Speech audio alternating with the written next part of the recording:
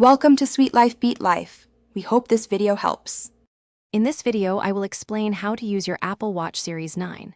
To begin, press and hold the side button to power on your watch.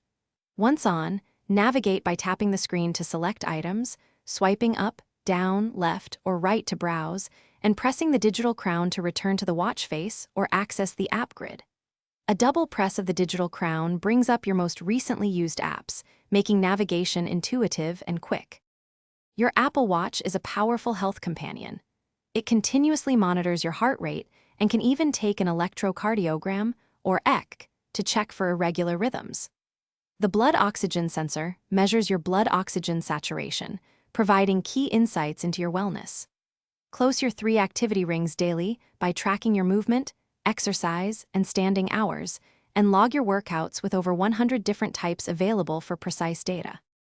Staying connected is effortless with your Apple Watch. You can make and receive calls directly from your wrist and send messages using dictation or the QWERTY keyboard on the larger display.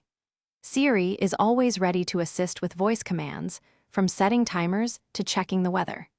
Use Apple Pay for secure transactions with just a double tap of the side button and explore thousands of apps in the App Store.